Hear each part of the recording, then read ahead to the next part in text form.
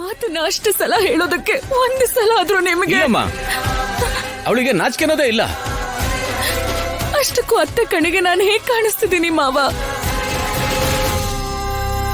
ಈ ಫ್ಯಾಮಿಲಿಯಲ್ಲಿ ಜಗಳಗಳಾಗಬಾರ್ದು ಅಂತ ತಾಳ್ಮೆಯಿಂದ ಇದ್ರೆ ಈ ತರ ಎಲ್ಲ ಮಾಡ್ತಾ ಡಾಕ್ಟರ್ಗೂ ವೇಷ ಹಾಕ್ಸಿ ಕರ್ಕೊಂಡ್ ಬಂದಿದ್ದಾರೆ.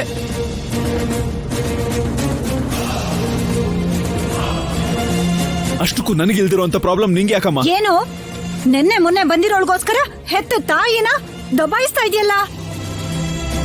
ನಾನಂದ್ರೇನೆ ನಿನಗ್ ಬೆಲೆ ಇಲ್ಲ ಕಣೋ. ಹೌದಿಲ್ಲ,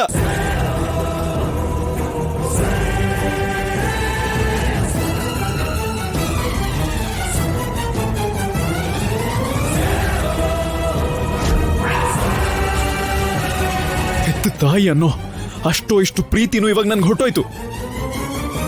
ನಾನೇ ಯೋಚನೆ ಮಾಡ್ತಿಲ್ಲ, ಆದ್ರೆ ನಿನಗೆ ದೊಡ್ಡ ಪ್ರಾಬ್ಲಮ್ ಅನ್ನೋ ತರ ಏನೋ ದೊಡ್ಡದಾಗಿ ಮಾತಾಡ್ತಿದ್ಯಲ್ಲ. ಏನೂ ಆಗಿಲ್ಲ ಅಂತ ಅನ್ಕೊಂಡು ಸುಮ್ಮನೆ ಇರ್ಬೋದಲ್ವಾ?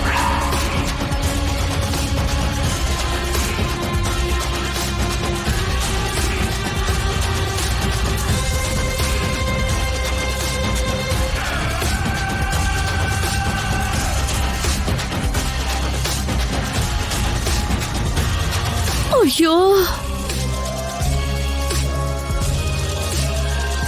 ಏನಾಯ್ತು? ಅಣ್ಣ ನಿಂತ್ಕೋ. ನೀನನ್ನು ಮಹಾನಟಿ ಅನ್ಕೊಂಡ್ಬಿಟ್ಟಿದ್ಯಾ? ಪ್ರತಿ ಸೀನಲ್ಲೂ ಹತ್ತು ರಾದಂತ ಮಾಡೋದಕ್ಕೆ ಡ್ರಾಮಾ ಮಾಡಿದ್ರೆ ಪ್ರತಿಯೊಬ್ರು ಚಪ್ಪಲಿ ತಗೊಂಡು ನೋಡ್ತಾರೆ ನಿನ್ಗೆ. ಅಷ್ಟಕ್ಕೂ ಏನ್ ಅನ್ಕೊಂಡಿದ್ದೀನಿ ನಿನ್ನು? ನಿಂತ್ಕೊಳ್ಳಿ ಭಾವನವ್ರೆ, ಏನಾಯ್ತು ಇವಾಗ? ಯಾಕೆಲ್ರು ನಿಮ್ ಬಾಯಿಗೆ ಬಂದ ಹಾಗೆ ಮಾತಾಡ್ತಾ ಇದ್ದೀರಾ?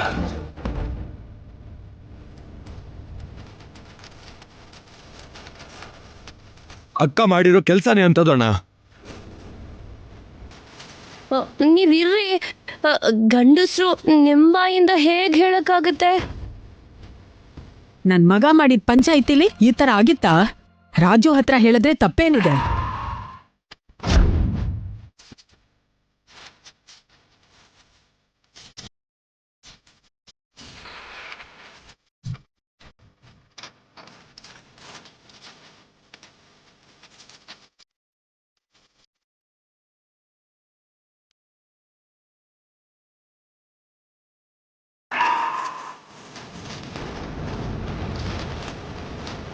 ಯಾಕೆ ಮಾಡ್ದೆ?